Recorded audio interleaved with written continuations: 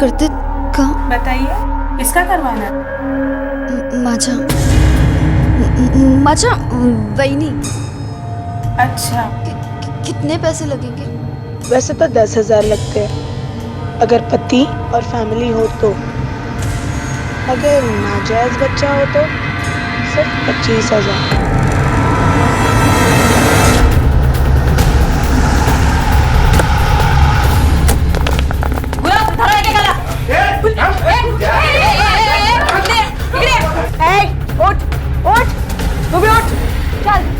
Illegal abortion का धंधा चलता ना यहाँ पे।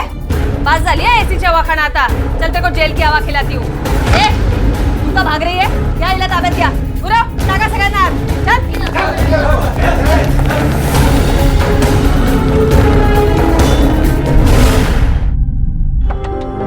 विरिंदे, अगं विरिंदे,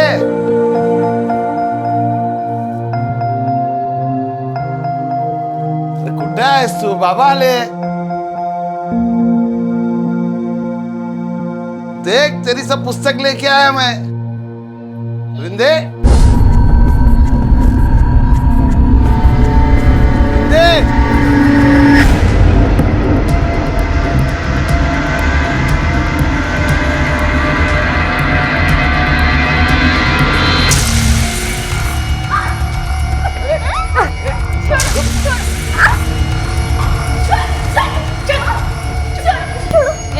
काय चाललंय? मॅडम मी भाग रही थी मॅडम. आत घेऊन ये तिला. भाग क्यों रही थी? नाम क्या है तेरा? अबॉर्शन वाले क्लिनिक पे क्यों गई थी तू? ए चल बोल पटकन. हाथ पैर की तरह जबान नहीं चलती है तेरी? हाँ चल मुंह खोल. काय सापडलं हिच्याजवळ? कोई सामान, कोई बैग, पर्स? देखो चेक करो, शायद कोई आईडी मिल जाए. नहीं मैडम, इसके पास से कुछ नहीं मिला. ये खाली हाथ थी.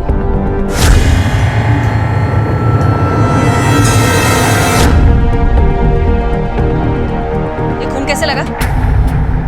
बोलो फटाफट. खाकर बोलोगी या बिना खाए? चल बोल.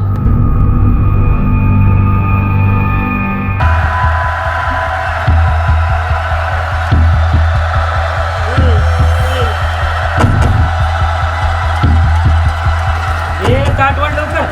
फॅक्टरीला जायचंय. ये बनसोड़, आलास? हाँ बोल. तेरे को पता है विरिंदा किधर गई? तेरे को मालूम नहीं करे? तू जाता है 15-20 दिन को ट्रक चलाने को. तेरे पीछे तेरी लड़की भिंगरी जैसी. राव दे. मैं काय को मेरा मुंह खराब करूँ? ये बनसोड़े, आवर. हाँ अपने से प्यार आवर. तेरे को मदद नहीं करने का तो मत कर. और मेरी बेटी के बारे में कुछ भी गलत सलत सुन के लेगा नहीं मैं. कैसा सुनेगा? तेरे को मालूम है क्या क्या क्या बोलते लोग? घर पे होएगा तो मालूम पड़ेगा ना. जा जा जा. पोरगी संभाल पहिले जा. चल. मैडम वो अबॉर्शन पर कितना खर्चा आता है वो पूछने आई थी मैडम. खुद का अबॉर्शन कराने आई थी? नहीं मैडम, उसने तो कहा था अपनी भाभी का अबॉर्शन करवाना है. लेकिन मुझे जहाँ तक लगता है वो अपने अबॉर्शन के लिए ही आई थी. गुरु लड़की की प्रेगनेंसी टेस्ट करा तुरंत. मैडम, लड़की की प्रेगनेंसी रिपोर्ट पॉजिटिव आई है. चलो कुछ मत बोलो, अपने घर का पता बोलो. माँ बाप इंतजार कर रहे होंगे तुम्हारा, घर छोड़ देते. देखो अगर कुछ नहीं बोलोगी तो यहीं बिठा के रखेंगे. क्यों? मैंने क्या किया है? जहाँ पर तू पकड़ी गई उस क्लिनिक में इलीगल एबॉर्शन होता था. पर मैं वहाँ काम नहीं करती. तो क्यों गई थी वहां पर अबॉर्शन कराने? नहीं नहीं. देखो तुम्हारी टेस्ट से पता चल गया कि तुम प्रेग्नेंट हो. चल बोल लफड़ा क्या है अभी? लफड़ा नहीं है मैडम, प्यार है मेरा. तो ये बच्चे को क्यों गिराना चाहती हो? नहीं मैडम, मैं गिराने नहीं गई थी. मैं और मेरा पति तो ये बच्चा चाहते हैं. क्यों आ रहा तू मेरे पेट में? आगे क्या कम मुसीबत थी मेरे पास? तुम भी आ गए उसको बढ़ाने के लिए. पति? शादी हो गई है तुम्हारी? जी. उम्र क्या है? 21 साल. लगती तो 18-19 साल की है. नहीं साहब, सच बोल रही हूँ. 21 साल की हूँ मैं. और ये खून तेरे कपड़ों पे कैसे लगा? चल बोला भी. वो मैडम मेरी फट गई उसकी, उसी का खून लगा है। चल ठीक है, फोन लगा, पति को बात करा। फोन नंबर याद नहीं है। घर, मोहल्ला, गली नंबर कुछ तो याद होगा, या मैं मेरे तरीके से याद दिलाऊं? याद है, राज पाटिल नाम है इनका, नाग थाने में रहते हैं, मकान नंबर 65।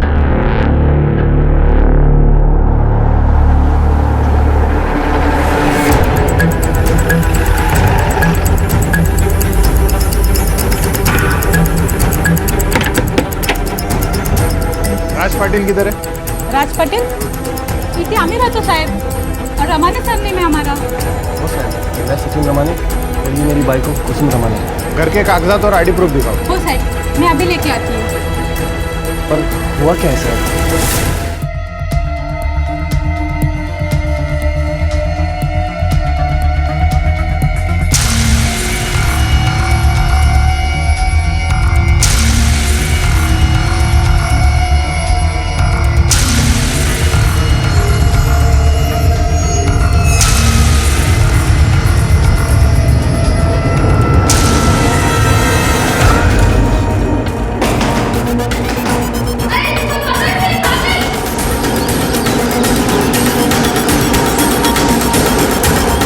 फिर से भागी तू, इसका मतलब है जरूर कोई गलत काम किया होगा। नहीं मैडम। चल बोल, ये बच्चे का बाप कौन है, और ये तेरे कपड़ों पे खून के निशान कहां से आए? देख, तू पेट से इसलिए बहुत नरमी से पेश आ रही हूं मैं। अब बोल दे, वरना मैं भूल जाऊंगी तू पेट से। अब बोलेगी या फिर? बताती हूँ मैडम, मैं सब बताती हूँ। मेरा नाम राधिका है, कोल्हापुर से हूँ मैं। 3 महीने पहले मैं एक लड़के के साथ भागकर सतारा आई थी, लेकिन क्या? जब उसे पता चला कि मैं माँ बनने वाली हूँ, उसने मेरे साथ मारपीट की, मुझे बहुत मारा। मैं आपको बचाने की कोशिश करी थी, इसी में मैंने उसके सर पे मारा और उसका खून मेरे यहाँ लग गया। मतलब मर्डर किया है तुमने? नहीं मैडम, मैंने किसी का मर्डर नहीं किया है, उसको तो बस थोड़ी सी चोट लगी थी। उसके बाद उसने मुझे स्टेशन पर छोड़ा और मेरे हाथ में कोल्हापुर की ट्रेन की टिकट दी, पर मैं घर नहीं गई। मैं वहाँ से सीधा क्लिनिक गई अबॉर्शन के लिए। कौन सी गाड़ी से टिकट करवाई थी कोल्हापुर के लिए? सुबह 8 बजे की ट्रेन थी, महाराष्ट्र एक्सप्रेस। गुरु, एक काम करो, रिकॉर्ड्स करो और देखो महाराष्ट्र एक्सप्रेस में इसका बुकिंग है या नहीं। Yes madam. महज 18-19 साल की दिखने वाली ये लड़की जो अपना नाम राधिका बता रही थी, आज उम्र के ऐसे पड़ाव पर थी जहां बचपन की मासूमियत के साथ बढ़ती उम्र की समझ भी आ जाती है। लेकिन समझदारी से कदम उठाना थोड़ा मुश्किल होता है। इंसान झूठ 2 हालात में बोलता है, जब वो किसी से कुछ छिपाना चाहता है या फिर वो कुछ गलत कर रहा होता है। ये लड़की बार बार झूठ बोले जा रही थी, चाहे वो उसकी शादी का जिक्र हो या फिर उसकी उम्र का, हर बार झूठ। और जिस क्लिनिक में इल्लीगल अबॉर्शन होता था, वहां ये लड़की क्या अपना अबॉर्शन करवाने आई थी? क्यों ये अपने झूठ से पुलिस को गुमराह कर रही थी और बार बार पुलिस स्टेशन से उसकी भागने की कोशिश कई सवाल खड़े कर रही थी? मैडम वो फिर से झूठ बोल रही है। 2 दिन रिमांड में रहेगी ना, सब उगल देगी। नहीं जय, अगर ये सच बोल रही है तो इसके ऊपर जो बीती है वो हम नहीं समझ पाएंगे, और हमारा काम है सच का पता लगाना, और हम वो लगा कर रहेंगे। तब तक इसे क्रिमिनल मत समझो।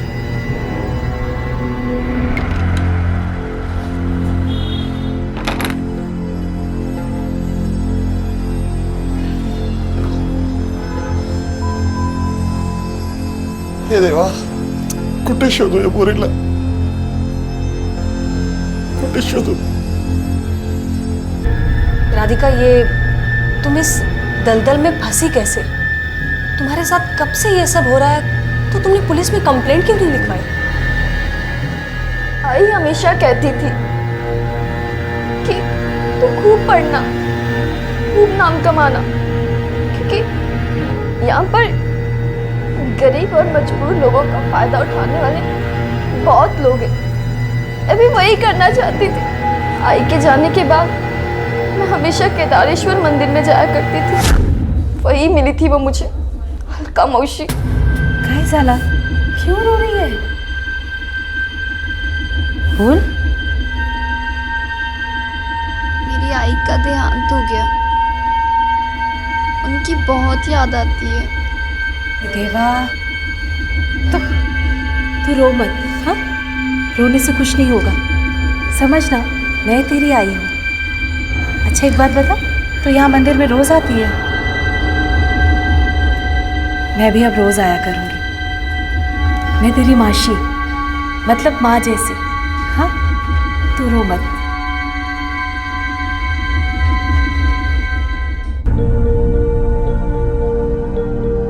अलका मौसी के आने से लगा जैसे खुशी मिल गई। उनका मेरे लिए अच्छे अच्छे गिफ्ट लाना, मेरा ख्याल रखना, उनके आने से लगा जैसे माँ की कमी पूरी हो गई।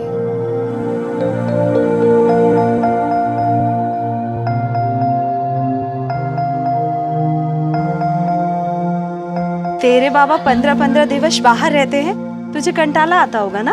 हाँ। तो एक काम कर, तू मेरे साथ पंचगनी चलेगी? कब जाना है? मैं बताऊंगी ना तुझे। ठीक है। वृंदा, वृंदा, वृंदा तुझे क्या हुआ? तू रो क्यों रही है? ये सब किसने किया? मौसी, जब हम लॉन्च के बाहर गए थे तो कमरे में एक आदमी आया था और उसने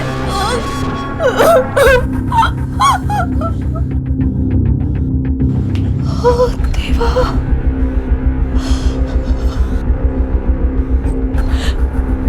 वृंदा, तू चुप हो जा और चल, पुलिस में चलते हैं। नहीं, नहीं वृंदा, पुलिस के पास जाएंगे तो तेरे बाबा को सब कुछ पता चल जाएगा। नहीं, और लोगों को भी पता चल जाएगा कि तेरे साथ क्या हुआ। तो जीते जी मर जाएंगे बेटा। नहीं, क्या करें? नहीं, हम पुलिस स्टेशन नहीं जाएंगे, हम घर चलेंगे। फिर एक बार ऐसा ही हुआ। मैं मौसी पर भरोसा करती रही और स्कूल और हॉस्टल में एडमिशन कराने के लिए मुझे एक कॉर्पोरेटर के पास ले गई। काश मैं आई का सबक याद रखती और अलका मौसी पे भरोसा नहीं करती। लेकिन जब तुम्हें पता चला कि ये अलका मौसी तुम्हारे साथ ये सब कर रही है, तो तब पुलिस में क्यों नहीं आई तुम? मैं जाना चाहती थी पुलिस के पास, मैं जाने वाली थी, पर अलका मौसी ने मुझे धमकी दी। उसने कहा अगर मैं पुलिस के पास गई तो वो मेरा गंदे वाला वीडियो सबको दिखा देगी। इसलिए मैं डर गई और मैं नहीं गई। 3 सालों से तुम्हारे साथ इतना सब कुछ हो रहा था, तुम्हारे घर वालों को भनक तक नहीं हुई? बाबा 15 दिनों में एक बार आते थे, उनको कभी कुछ पता नहीं चला। वृंदा, क्या हुआ बेटा? तबीयत तो बढ़िया है ना तुझी? क्या जाना? सांग, मैं तेरे लिए अच्छा वाला खाना बनाता हूँ, हाँ? फिर खाना खा के मेरे बच्चे के मुंह पे हंसी आएगी, है कि नहीं? हाँ? राधिका, तुम रहती कहाँ हो? मैंने पूछा कहाँ रहती हो तुम?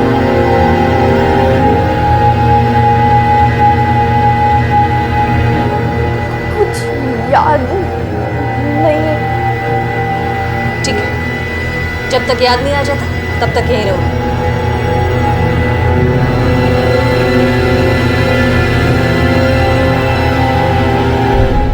मैडम, इस लड़की को किसी भी रेपिस्ट का नाम पता नहीं, और जितने भी लोग हैं सब बड़े पोस्ट वाले लोग हैं, तहसीलदार, कॉर्पोरेटर, सरपंच। गुरव, हमारी वर्दी पोस्ट नहीं देखती है, उसके लिए इंसान की 2 ही कैटेगरीज है, क्रिमिनल और इनोसेंट। मैडम, वो जितनी भोली दिखती है ना, वो है नहीं।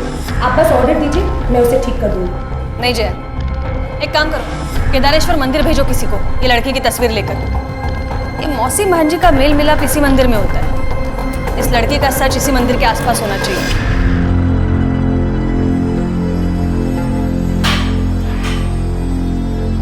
देखिए मैडम, मुझे घर जाने दीजिए और ये खाना मुझे नहीं खाना है। मुझे जितना भी याद था मैंने आपको सब बता दिया। मुझे घर जाने दीजिए प्लीज। मुझे चल अंदर, चल अंदर। मुझे चलो। बहुत मत कर लिया तू। हाँ बच्चे, हाँ ये तमाशा यहाँ नहीं चलने वाला है।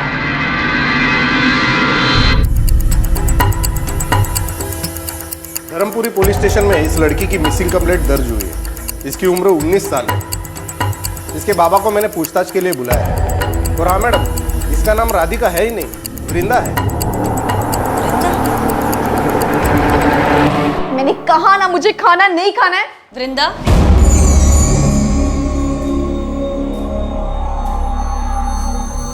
आपको मेरा नाम कैसे पता चला? धर्मपुरी में रहती हो ना?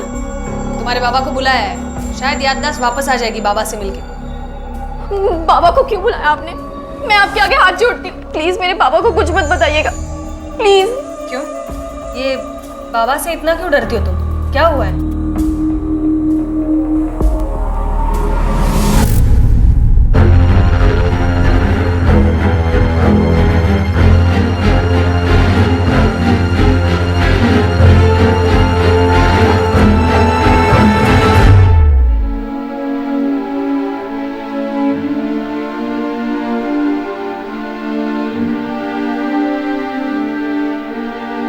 हे देवा, हे पांडुरंगा, ऐकलीस तू माझे हाक ऐकलीस? माझे बरी आहेस ना तू वृंदा? हाँ? तू यहाँ पुलिस थाने में क्या कर रही? मैं बताती हूँ।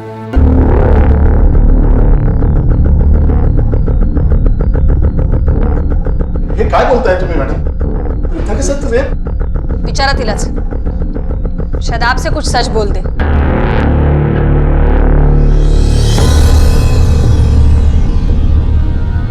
वृंदा, काय ऐकतोय मी? क्या हुआ है तेरे साथ? क्यों नहीं बोलती सच तू? हाँ? और तू 3 महीने से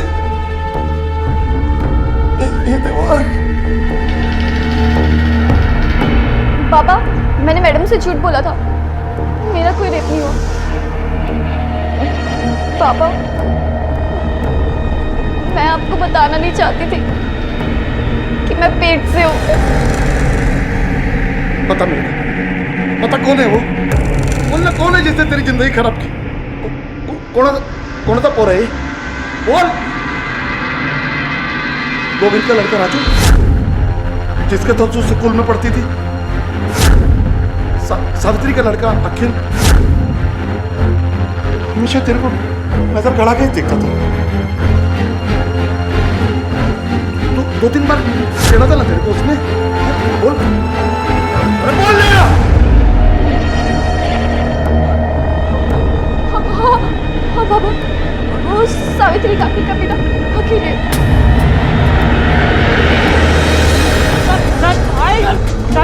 ऐका तरी साहेब, ऐका तरी साहेब, कमी हो गया होगा साहेब। स्टेशन लाया साहब छोड़ो ना मेरे बेटे का। साहब, आशिकी का बुखार चढ़ा है ना तुझ पे? हाँ? ये वृंदा का बाप 15-20 दिन घर से बाहर रहता था, पता था तुझे? किस चीज का फायदा उठाया तूने? बोल बोल।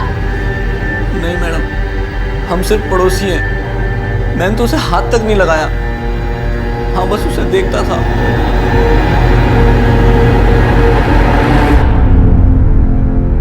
उसने मेरे बेटे को जेल में भेजा ना, भगवान उसका कभी अच्छा नहीं करेगा, देखना।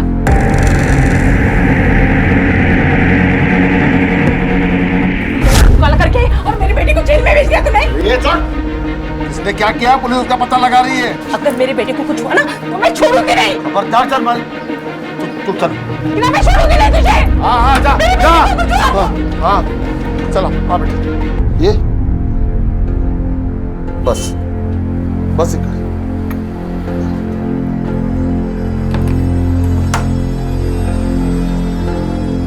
तो हाथ मुंह धो, कपडे बदल, मी खायला बघतोय। कोर्ट से परमिशन निकालो। और एक बात, ये वृंदा की प्रीनेटल डीएनए पैटर्निटी टेस्ट करवाओ। उससे तो पता चल ही जाएगा बच्चा अखिल का है या नहीं। Yes madam.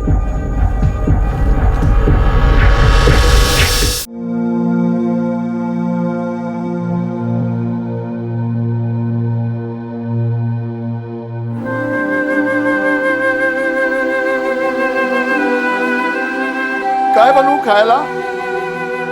झुणका करूं कि बैंगन? बोल ना। तेरे हाथ का अच्छा लगता है ना तेरे को? दाल चपाती बनाता हूँ। हाँ, पता नहीं कब से ठीक से खाना नहीं खाया तू।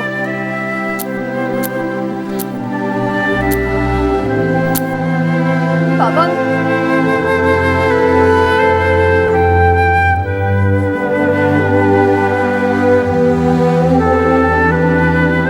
गुस्सा आ रहा है ना मेरे पे? गुस्सा तो है, पर बेटी है तू मेरी। मेरे पे गुस्सा आ रहा है ना? ठीक है, हाँ मुझे मारो, मारो। गुस्सा गुस्सा आला हो, मैं कभी तेरे को गुस्से में आग बड़ी करके भी नहीं देखा। फिर आज अपने कलेजे के टुकड़े को कैसे चोट पहुंचा सकता हूं?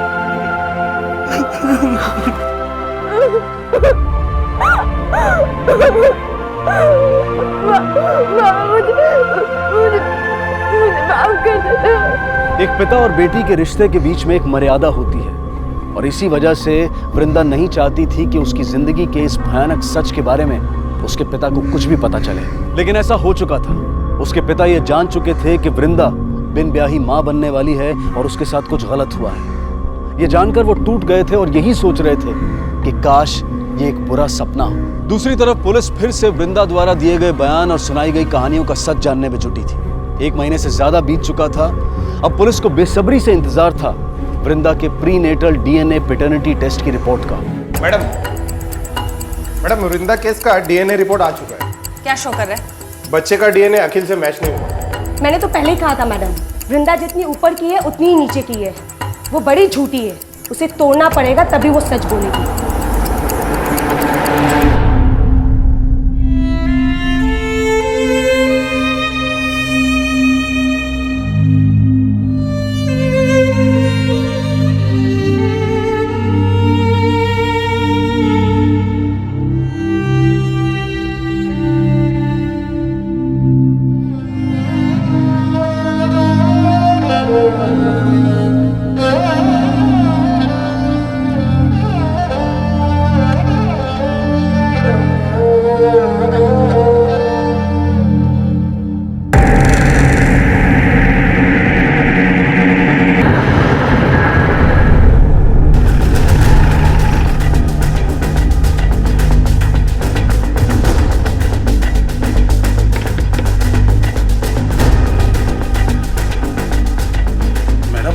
वृंदा को बुलाइए। लेकिन हुआ क्या? वही जो आज तक होते आया है। आपकी बेटी ने फिर से एक बार झूठ बोला है। ये सच नहीं है। मेडिकल रिपोर्ट के हिसाब से आपकी बेटी के पेट में पलने वाला बच्चा अखिल का नहीं है। मेरी बेटी इतना बड़ा झूठ नहीं बोल सकती। आप फिर से जांच करवाइए। आप वृंदा को बुलाइए। अब टेस्ट करने की बारी उसकी है।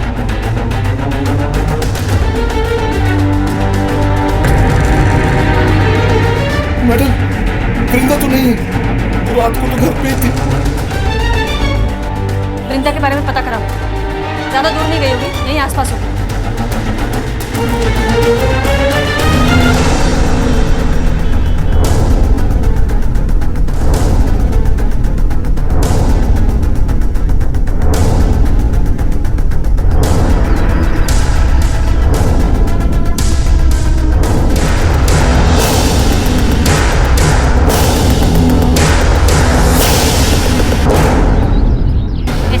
लड़कियों की वजह से हमारी बहू बेटियां बिगड़ सकती है। तुम लोग को यहाँ रहने की लायक नहीं है। तुम लोग निकालो इन लोगों को यहाँ से, भगाओ यहाँ से। पेट में जिसका बच्चा लेके घूम रहे उसका नाम भी मालूम नहीं है। हाँ निकलो बाहर, निकलो तुम लोग। रहने की जरूरत नहीं है यहाँ पे। क्या चल रहा है? हाँ तमाशा इकड़े, चला आप अपने घरी। ये चलना, चल चलो अंदर चलो। तूने सोचा ही नहीं कि तू नहीं रहेगी तो मेरा क्या होगा? पापा का ख्याल नहीं आया तेरे को? आपके बारे में ही सोच रही थी, इसीलिए घर छोड़कर गई। मेरे बारे में सोचती है ना, तो मेरे लिए जी। बता दे मैडम को सब कुछ सच सच। मैडम, मैंने जो आपको पहले बताया था वही सच था। मेरे साथ 20-22 लोगों ने रेप किया। तो फिर तुमने जो कहा था कि ये तुम्हारे पेट में आखिरी का बच्चा है, वो मैंने झूठ बोला था।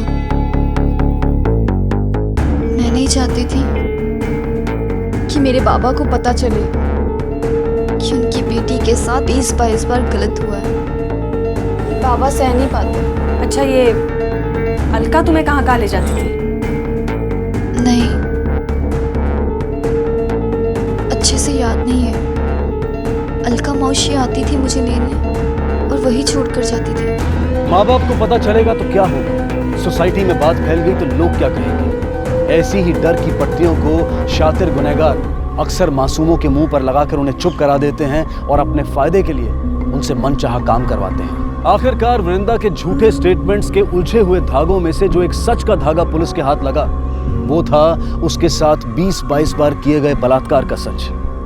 क्या वाकई में कोई अलका मौसी थी जिसने अपने फायदे के लिए वृंदा का इस्तेमाल किया था और उसे सरपंच और मास्टर जैसे लोगों को बेच दिया था? या फिर इस बार भी सच कुछ और ही था? पुलिस के लिए ये चुनौती थी कि इतनी बार झूठ बोलने के बाद भी क्या वृंदा पर फिर से भरोसा करना ठीक था?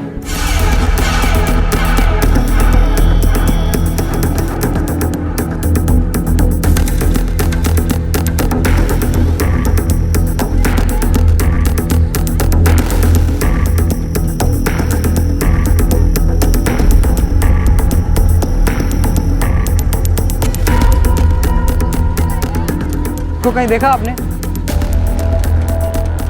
जी हाँ, मैंने इसे 1-2 बार देखा है मंदिर में आते हुए। एक लड़की से बात कर रही थी। ये लड़की है वो? जी हाँ, यही है। ये वृंदा ने पहली बार वाकई हमसे सच कहा है और उसका यही सच हमें रेपिस्ट के गले तक पहुंचा सकता है। मुर्गी कितनी निर्लज है ना, काय बोलूं, कहाँ मुंह काला किया होगा पता नहीं, तो भी मुंह उठा के चलती है वो। बाप भी तो वैसे ही होगा ना, 15-15 दिन बाहर रहता है, कहाँ मुंह मारा होगा पता नहीं उसने। इसको और इसके बेटी को ना जहर खा के मरना चाहिए।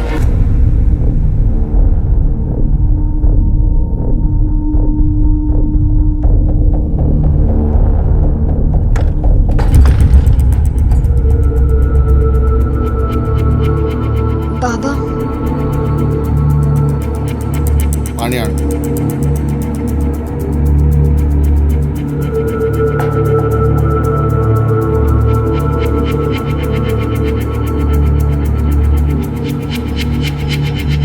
बाबा पानी। क्या है ये मेरे आने वाले बच्चे के लिए। बच्चे को नए कपड़े नहीं पहनाते ना, तो मैंने अपने पुराने कपड़े निकाले हैं जो आपने संभाल कर रखे थे। बाला, ऐसा बेड़ापना करो ना कुछ। मेरी बात मान, गिरा दे इसको। दूसरों की गलती की सजा मैं अपने बच्चे को क्यों दूं? सागा ना, जो बच्चा अभी इस दुनिया में आया भी नहीं है, आप उसे गिराने की बात कर रहे हैं। मैं अपने बच्चे को जन्म दूंगी। क्यों? क्यों उसको जन्म देके अपनी तकलीफ को बढ़ाना चाहती? चल मेरे साथ अस्पताल में चल। छोड़ो मुझे। ना मैं कुछ करूंगी और ना ही आपको करने दूंगी, और ना ही किसी को अपने बच्चे को चोट पहुंचाने दूंगी।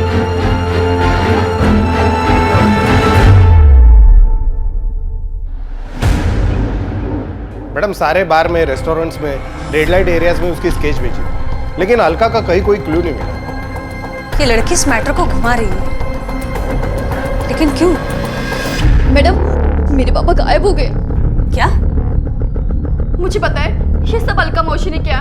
शायद उसको पता लग गया होगा कि मैंने उसकी गंदी करतूतें आपको बता दी है, और उसी बात का बदला लेने के लिए उसने मेरे बाबा को गायब किया। उसके अलावा ये काम और कोई नहीं कर सकता, मैं जानती हूँ। ये तुम्हारी अलका मौसी 3 साल से तुमसे गलत काम करवा रही है। उसकी एक भी डिटेल नहीं है तुम्हारे पास। जिन लोगों ने तुम्हारे साथ गलत किया है उनकी भी कोई डिटेल्स नहीं है। हम लोग कैसे पहुंचेंगे उन तक? देखो, अभी भी कुछ छुपा रही हो तो बता दो। मैं कुछ भी झूठ नहीं बोल रही हूँ, मैं सब सच बोल रही हूँ।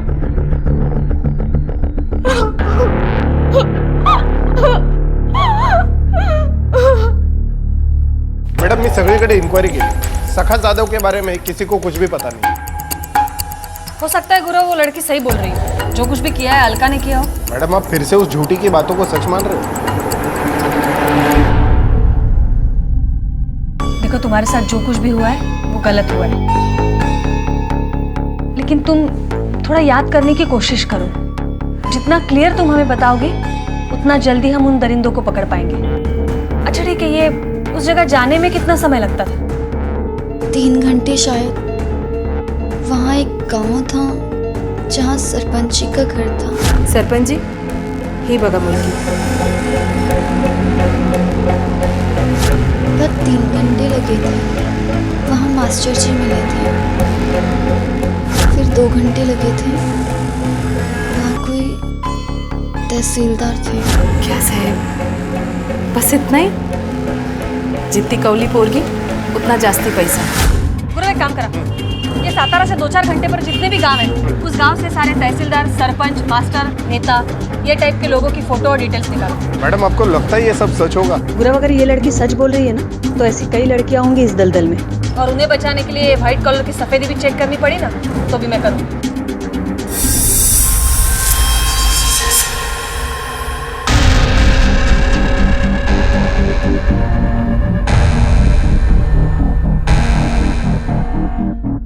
शायद ये सरपंच जी। इसमें देखो तहसीलदार है,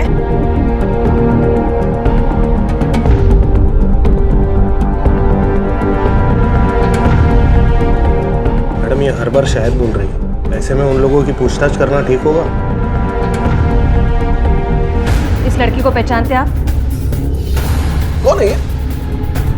इस लड़की का रेप हुआ है और जिन लोगों ने रेप किया है उनमें से एक आप है, ऐसा इसका कहना है। मैडम आप यहाँ तक आके ऐसी बातें करके मेरा नाम खराब करने की कोशिश कर रही है। आप लोग जरा भी दिमाग नहीं लगाते ना, बस ऐसे ही चले आते हैं। इस लड़की का तो पता नहीं, लेकिन दोबारा अगर मेरे ऊपर आरोप लगाया तो आप पर ही हरेसमेंट के केस ठोक दूंगा।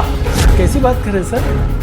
Sir I am a teacher, हम बहुत इज्जतदार लोग हैं। सर मैंने अपनी पत्नी को छोड़ के किसी भी महिला को हाथ तक नहीं लगाया। गुरु एक काम करा, सबके कॉल डिटेल्स निकालो और देखो कोई ऐसा एक नंबर है जो सबसे कनेक्टेड है। Yes madam. ये अलका ने सबको 1-2 बार तो पक्का फोन किया होगा। मैडम एक लेडी आई है, उसे वृंदा के बारे में कुछ बात करनी है। बुलाओ। Okay ma'am. मैडम मैं वृंदा की पड़ोसी हूँ। जब उसका बाबा गायब हुआ उससे 1 रात पहले उसके घर से काफी आवाज आ रही थी। सखा वृंदा से बच्चा गिराने की बात कर रहा था। चल मेरे साथ अस्पताल में चल। छोड़ो मुझे। ना मैं कुछ करूंगी और ना ही आपको करने दूंगी, और ना ही किसी को अपने बच्चे को चोट पहुंचाने दूंगी। मैडम मुझे तो लगता है इसमें कहीं ना कहीं वृंदा का ही हाथ है। मैडम मेरी आई भी नहीं है, सिर्फ बाबा है। मैं अपने बाबा के साथ बुरा कैसे कर सकती हूँ? कर सकती हो, क्योंकि अब लाइफ में तुम्हारे कोई नया आने वाला है और वो है तुम्हारा बच्चा। अब तक तो अबॉर्शन करने वाली थी और अब ये बच्चा रखने की बात क्यों? दूसरों के गलत काम की सजा मैं अपने बच्चे को दूं? हेलो मैडम उन सब लोगों के कॉल रिकॉर्ड में एक कॉमन नंबर मिला है, पुणे का कोई गजानन शिर्के नाम का। ठीक है।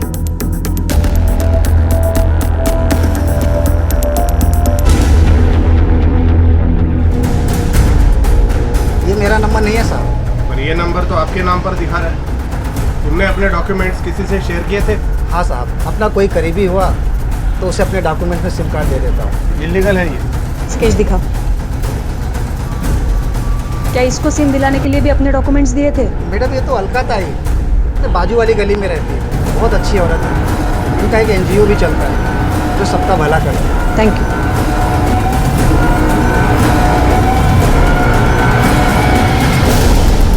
चलाओ ना। हाँ वो वाली देखो। लोगों में से अलका कौन है? मैं हूँ अलका। काय झालं मैडम? हो मैडम, सातारा के केदारेश्वर मंदिर में मिली मैं उससे। एक कोने में बैठी रो रही थी। वो मुझसे बोली कि उसकी माँ मर चुकी है, बाबा बहुत बीमार है, पैसे भी नहीं है। 2000 रुपये दिए मैडम, और एक दिन मैं उसके घर भी गई उसके बाबा को देखने। बाबा तो अस्पताल में है। पर आस पड़ोस वालों ने बोला कि उसके बाबा तो बिल्कुल ठीक है, बीमार ही नहीं है। झूठ बोली वो मुझसे। अब मुझे झूठ से सख्त नफरत है मैडम। मैं उसके घर वापस गई और बोली, देख बहुत हो गया तेरा नाटक, मेरे पैसे वापस कर दे वरना मैं पुलिस में जाएगी। शायद इसीलिए उसने झूठ बोला आप लोगों से। Thank you.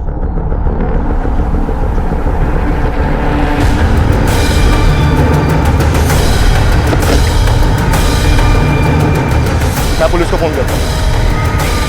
Hello, police station. बोल, बता। सच सच बता, तेरे को किसने भेजा था? बता, किसने भेजा था तेरे को? बता। बोलता हूँ मैं साहब, बताता हूँ। हाँ बोल। अलका मोहसिन भेजा साहब, वृंदा और उसके बच्चे को मार देंगे। मैं कुछ नहीं करी। आप मैडम मेरी बात तो सुनो। वो लड़की एक नंबर की झूठी है मैडम। वो सब कुछ झूठ बताया उसने मेरे बारे में। मैंने कुछ नहीं किया मैडम।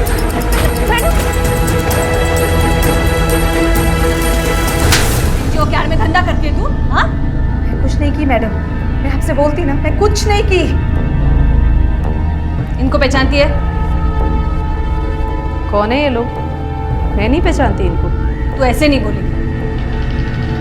इसको इतना मारो कि खुद को भी भूल जाए। ओ मैडम, बड़े बड़े लोगों से कांटेक्ट है, ये वर्दी उतरवा सकती मैं? हाँ, दिखाती हो तुझे। अभी बातें कम, काम देख हमारा। मारो इसे। बस हो मैडम, नहीं भेजी थी वो वृंदा को पिटवाने के लिए गुंडों। नहीं भेजती तो वो अपने बच्चे को जन्म देने वाली थी। इसी लालच में बस ये सब की मैं। ये तुम लोग ठीक नहीं कर रहे हो। अरे मेरे बहुत कॉन्टैक्ट्स है इस तरह के एलिगेशंस। अलका माने के स्टेटमेंट के आधार पर उन सभी लोगों को बलात्कार के आरोप में गिरफ्तार किया गया। अदालत में वृंदा ने पूरी हिम्मत दिखाई और अपने गुनहगारों को कड़ी से कड़ी सजा दिलाने में पुलिस और कानून की मदद की। लेकिन वृंदा के पिता के बारे में पुलिस अब तक कुछ पता नहीं लगा पाई थी। कुछ का मानना था कि वो अपनी इकलौती बेटी की तकलीफों को दूर नहीं कर पाए, इसलिए सदमे और बेबसी में कहीं चले गए। और कुछ लोगों का ये कहना था कि शायद उन्होंने आत्महत्या कर ली होगी। वृंदा ने एक बच्चे को जन्म दिया और एक एनजीओ की मदद से एक फैमिली ने उस बच्चे को अडॉप्ट कर लिया।